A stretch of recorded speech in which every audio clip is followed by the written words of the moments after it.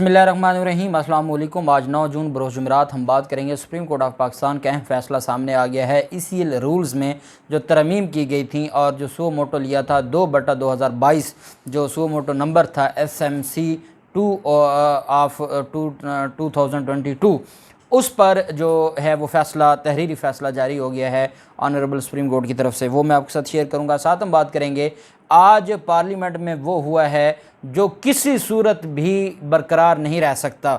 एक बात मैं आपको पहले बता दूं कि जो आज कानून साजी हुई है और फिर इसमें जो सू मोटो केस इनके ख़िलाफ़ लिया गया जिसका फ़ैसला आज तहरीर हुआ है, ये दोनों इकट्ठे नहीं चल सकते। अगर तो ये तरमीम रह जाती हैं तो फिर तो इसका मतलब है कि आज के बाद नैब FIA और सारा कुछ ख़त्म हो गया। और अगर सुप्रीम कोर्ट ऑफ पाकिस्तान अपने सू मोटो में इस केस जो इनकी तरफ से तरमीम की गई इसको नल एंड वाइड डिक्लेयर कर दे, मामला बड़ा आसान हो जाएगा और ऐसा होने वाला है। वो मैं आपको तहरीरी फ़ैसला पढ़ के सुनाऊंगा कि क्या फ़ैसला आया है और इसके लिए अब जो इम्पोर्टेड हुकूमत है ये मज़ीद मुश्किलात का इजाफ़ा हो गया इम्पोर्टेड हुकूमत के मामलात में। पहले मैं आपको बताता चलूँ कि सुप्रीम कोर्ट ऑफ पाकिस्तान में साबिक जस्टिस जो कि इस वक्त सुप्रीम कोर्ट के वकील हैं और वो अपनी प्रैक्टिस कर रहे हैं, साबिक जस्टिस हैं इस्लामाबाद हाई कोर्ट के शौकत अजीज़ सिद्दीकी, उनकी बरतरफी के ख़िलाफ़ जो समाअत है वो मुकर्रर कर दी गई है। Chief justice Pakistan justice Umar Ata Bandial साहब की सरबराही में 5 रुकनी लार्जर बेंच 13 जून को केस की समाअत करेगा। सुप्रीम कोर्ट के बेंच में चीफ जस्टिस पाकिस्तान के अलावा जस्टिस सरदार तारिक, जस्टिस एजाज उल हसन, जस्टिस मज़हर आलम मियाँ खेल और जस्टिस सजाद अली शाह साहब शामिल होंगे। अदालत ने समाअत के लिए अटार्नी जनरल समेत दीगर फ़रीक़ैन को नोटिस जारी कर दिए हैं और अदालत इसको पर 13 जून को समाअत करेगी। और ये अब उनका टेन्योर ख़त्म हो गया है, उनकी जो एज थी वो पूरी हो गई है। अब सिर्फ ये देखा जाएगा कि अगर उनको बहाल किया जाता है पुरानी डेटों पर तो क्या उनकी पेंशन बहाल होगी, बतौर जज ही रिटायरमेंट समझी जाएगी।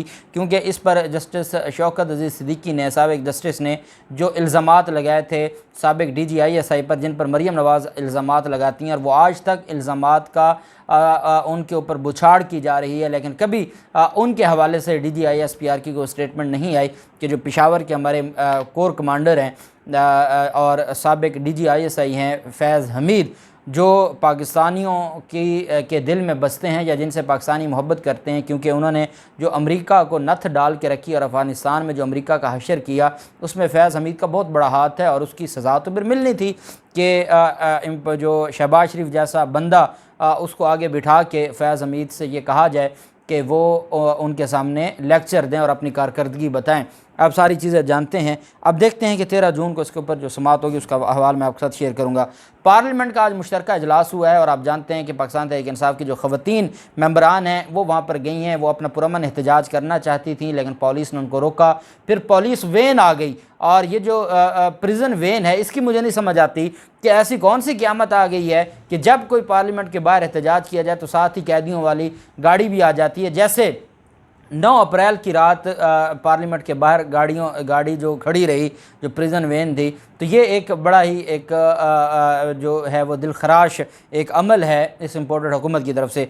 अब वो ख़वातीन थी, वो ख़वातीन आज मुश्तरका पार्लियामेंट का जो इजलास हो रहा था उसमें पाकिस्तान को तबाही की तरफ ले जाने का फ़ैसला किया जा रहा था और उसके अंदर जो 2 अमेंडमेंट्स थी, एक नैब कानून में और मैंने आपको बताया है कि जो ये आज तरमीम की गई है, पहले 31 तरमीम थी, आज इन्होंने मज़ीद भी ऐड की हैं। इन्होंने नैब कानून को आज अमली तौर पर ख़त्म कर दिया है और इसके अलावा जो इलेक्शन है वो धांधली का जो निज़ाम है उसको भी ये वापस ले आए हैं। ये चाहते हैं कि ये हर बार हुकूमत में भी यही हैं, फिर हुकूमत में ये जितनी लूट मार मचाएं इनको नैब भी ना पूछे, ये दोनों इनकी तरफ से। और फिर आज जैसे पाकिस्तान मुस्लिम लीग नून के रहनुमा और MNA ने मुर्तज़ा जावेद अब्बासी ने सदर पाकिस्तान के हवाले से जो एक तौहीन की और बदतमीज़ाना जुमले कहे और कहा कि वो एक दांतों का डॉक्टर है और उसको क्या पता कि वो अब ये जैसे कोई PhD स्कॉलर खड़ा है अब्बासी कि वो डॉक्टर के जो सदर पाकिस्तान के हवाले से ऐसी बातें पार्लियामेंट में खड़ा होकर करे और कहे कि उनको क्या पता था। उनकी तरफ से तो जो नैब तरमीम में तजावीज़ थी वो बिल्कुल मज़ाक़ खेज़ थी, बहुत कुछ उन्होंने उसमें बोला। फिर जो हमारे वफाकी वज़ीर कानून हैं उनकी तरफ से भी ये कहा गया कि जनाब ये सारे का सारा जो है वो हम आइन और कानून के लिए कह रहे हैं और उन्होंने कहा कि जो समंदर पार पाकिस्तानी हैं उनके लिए कौमी असम्बली और सेनेट में नशिस्तें मखसूस की जाएंगी। उनका जर्नल हक नहीं होगा, मखसूस नशिस्तें जैसे ख़वातीन की होती हैं जैसे, और ये अपनी मर्ज़ी के लोगों को देंगे, और जो वोटिंग का निज़ाम है उसको तबाह बर्बाद कर रहे हैं। और अब हम आ जाते हैं जो हमारे ऑनरेबल बेंच है सुप्रीम कोर्ट ऑफ पाकिस्तान का, जो पहले ही इस मामले को देख रहा है। अब जानते हैं कि जो मुदाखलत की जा रही थी और जिस मुदाखलत की वजह से फिर FIA को ये कहना पड़ गया कि हम शहबाज शरीफ और हमजा शहबाज की गिरफ़्तारी हमें मतलूब है, ये वो केस है और ये 2/2022 है, ये सो मोटो केस है। इसमें ये कहा गया था इस केस के अंदर कि जो सुप्रीम कोर्ट ऑफ पाकिस्तान ने ECL के हवाले से जो अहकाम जारी किए थे वो FIA के जो अहकाम जारी किए गए और फिर जो अहकामात जारी किए गए नैब को, वो मैं आपके सामने, और अटार्नी जनरल साहब को।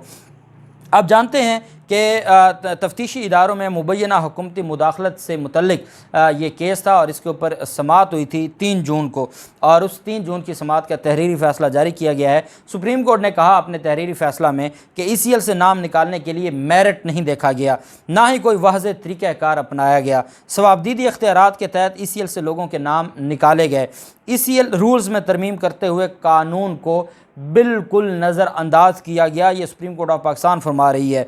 साथ सुप्रीम कोर्ट ऑफ पाकिस्तान की तरफ से ये कहा गया और इसमें एक तो हदायत की गई DG FIA को और चेयरमैन नैब को और प्रोसिक्यूटर जनरल नैब को कि हाई प्रोफाइल केसेस की डिजिटल कॉपी अदालत में जमा करवाएं, सॉफ्ट कॉपी 15 रोज़ के अंदर हाई प्रोफाइल केसेस की PDF कॉपियाँ भी सुप्रीम कोर्ट ऑफ पाकिस्तान में जमा करवाई जाएँ। अदालत ने कहा कि मामलात का पता नहीं चलता, अगर रिकॉर्ड गुम हो जाता है या रिकॉर्ड को कोई नुकसान पहुँचाने की कोशिश करता है तो उस रिकॉर्ड की एक कॉपी सुप्रीम कोर्ट में महफूज पड़ी होगी, ताकि जो अहम केसेस हैं वो हुकूमती मुदाखलत की वजह से, और मैं समझता हूँ कि ये हुक्म जारी करना इस बात का सबूत है कि अदालत ने ये करार दे दिया है या अदालत ये समझती है कि जो मौजूदा हुक्मरान हैं ये बदनीयत हैं, ये किसी हद तक भी जा सकते हैं। आप मकसूद चपड़ासी का देख सकते हैं जो उनका अंजाम है, आप डॉक्टर रिजवान का अंजाम देख सकते हैं, आप एक और अफसर का जो इस वक्त ज़िंदगी और मौत की कशमकश में है। तो ये सारी चीज़ें हमारी अदालतें भी जानती हैं, इसी वजह से अदालत ने इन पर रिलाय नहीं किया। बार बार FIA DG कहते हैं कि जनाब हर चीज़ बड़ी महफूज है, साथ अटार्नी जनरल साहब कहते हैं जनाब सब कुछ महफूज है, सब कुछ कहते हैं, लेकिन अदालत कहती है नहीं, हमें आप पे एतमाद नहीं है, आप सॉफ्ट कॉपी और PDF कॉपी अदालत में जमा करवाएं। हुक्मनामे में कहा गया कि वफाकी हुकूमत के मुताबिक ECL रूल्स में तरमीम कानून के मुताबिक हुई है, जो बात दुरुस्त नहीं है। अदालत ने रद्द किया है जो वफाकी हुकूमत की तरफ से जो कुछ कहा गया। सुप्रीम कोर्ट ने तहरीरी हुक्मनामे में कहा कि अटार्नी जनरल ने इतराफ़ किया कि जिन वज़रा के नाम ECL में हों उनको कमेटी इजलास में नहीं बैठना चाहिए था। तो ये वजाहत तलब है कि ECL में शामिल वज़रा से सर्कुलेशन समरी के ज़रिए तरमीम कैसे कराई गई। ये अदालत ने वजाहत तलब कर ली है कि जो ECL में शामिल वज़रा से सर्कुलेशन समरी के ज़रिए तरमीम कैसे कराई गई, इसका जवाब तलब कर लिया है सुप्रीम कोर्ट ऑफ पाकिस्तान ने अटार्नी जनरल साहब से। अदालत ने साथ ये कहा है कि आपने जो कानून की धज्जियाँ उड़ाई हैं, हम एग्जेक्टिव के मामलात में दखल अंदाजी नहीं करना चाहते और हम नहीं चाहते कि हम कोई ऐसा सख्त ऑर्डर पास करें, लेकिन एक हकीकत है कि आपने कानून की धज्जियाँ उड़ाई हैं, हम एक मौका आपको देते हैं। और अदालत ने कहा कि 1 हफ़्ते का आपके पास टाइम है, अगर तो आप 1 हफ़्ते में जो ECL रूल्स में तरमीम, जिन लोगों के आपने जो एक थोक में नाम निकाले हैं हज़ारों लोगों के, अगर तो आप उसको ख़ुद अपनी गलती सुधार लेते हैं ठीक है, नहीं तो फिर अदालत के पास कोई और ऑप्शन नहीं रह जाती कि अदालत ख़ुद इन गलतियों को सुधारेगी। अदालत की तरफ से यह भी कहा गया कि नैब और FIA के मुताबिक हुकूमत ने तरमीम करते वक्त राय ही नहीं ली। अटार्नी जनरल साहब ने ECL में शामिल अफराद के बैरून मुल्क सफ़र से मुतल्लिक भी इक़दामात की यकीन दहानी करवाई है कि कोई जो है वो बैरून मुल्क नहीं जाएगा सफ़र के हवाले से, और जो वापस जाएगा फिर वो कोई जो इंडेमनिटी बॉन्ड है वो जमा करवा के जाएगा ताकि वो वापस आ सके। सुप्रीम कोर्ट ने कहा कि हाई प्रोफाइल केसेस के अलावा तहकीकाती इदारों के अफसरान के तकर्रर और तबादले किए जा सकते हैं। अदालत की तरफ से कहा गया कि जो अभी चेयरमैन नैब के हवाले से और नैब कानून में तरमीम के हवाले से जो चीज़ें सामने आ रही हैं, हमने नज़र रखी हुई है। अदालत ने कहा कि हमें उम्मीद है कि जो ये इम्पोर्टेड हुकूमत है अदालत ने तो इम्पोर्टेड नहीं कहा, लेकिन हम तो कह सकते हैं, हम तो पाकिस्तान के शहरी हैं, मालिक हैं पाकिस्तान के आर्टिकल 19 के तहत। तो इम्पोर्टेड हुकूमत से अदालत ने कहा कि आप इन सारे मामलात पर, हम चेयरमैन नैब को देख रहे हैं, आप चेयरमैन नैब उसको तैनात करें जो ईमानदार हो और उसकी कैपेसिटी हो चेयरमैन नैब बनने की। अब जानते हैं कि इन्होंने बड़ी धुआंधार, कभी किसी का नाम कभी किसी का नाम आ रहा था, कभी किसी का नाम ये जो है वो सामने लेके आ रहे थे, लेकिन जब सुप्रीम कोर्ट ऑफ पाकिस्तान ने ऑब्जर्वेशन दे दी कि हमारी नज़र है, देख लीजिएगा, फिर कल अगर हमें वो उसको नोटिस लेके साइड पे करना पड़े, फिर ये नहीं कहिएगा कि आपने पार्लियामेंट की बालादस्ती पर हमला किया है। आज ही आपके पास वक्त है कि आंखें खोल के चेयरमैन नैब तैनात कीजिएगा। फिर अदालत ने कहा कि जो नैब कवानीन में तरमीम की जा रही है, अदालत की उसमें भी नज़र है। अदालत ने कहा कि हम ये नहीं होने देंगे कि जो नैब का कानून है या नैब का इदारा है, आप उसको बिल्कुल ही फारिग कर दें या आप उसको बिल्कुल ही जो है वो उसकी हैसियत ख़त्म कर दें। अदालत ने कहा हमारी इस मामले पर नज़र है, और हम, क्योंकि उस वक्त तक ये जब फैसला दिया जा रहा था, उस वक्त तक तरमीम नहीं हुई थी, मंजूर नहीं हुई थी। क्योंकि मंजूर नहीं हुई थी, इस वजह से वो चैलेंज नहीं हो सकती थी, क्योंकि अदालत ने कहा शायद ये कुछ सुधर जाएँ, शायद ये कुछ में तरमीम में बेहतरी लें, लेकिन ऐसा ना हुआ। आज जो इलेक्शन कमीशन को सुप्रीम कोर्ट ऑफ पाकिस्तान की तरफ से ओवरसीज़ पाकिस्तानियों को हक़ दिया गया था, वो भी सुप्रीम कोर्ट का फ़ैसला है, और जिसको आज इन्होंने ख़त्म किया है। नैब कवानीन में तरमीम भी सुप्रीम कोर्ट जिस पे नज़र रखे हुए है। मुझे बताएं कि जब आज का ये फ़ैसला आ गया और उसके अलावा जो आज तरमीम हो गई, तो उसके बाद दो ही चीज़ें हैं, या तो सुप्रीम कोर्ट इनको उड़ा के फेंकेगी, जो सुप्रीम कोर्ट अपनी इंटेंशन डिस्क्लोज़ कर चुकी है, माइंड डिस्क्लोज़ कर चुकी है, नहीं उड़ाएगी तो फिर हमारे मुल्क में एफआई और नैब का आज उनको दफना दिया गया है और उनकी हैसियत ख़त्म हो गई है। देखते हैं क्या होता है। जो भी तफसीलात होंगी आपके साथ शेयर करते रहेंगे। अल्लाह पाक पाकिस्तान कामयाब नासिर हो। बहुत शुक्रिया। अल्लाह हाफिज़। पाकिस्तान जिंदाबाद।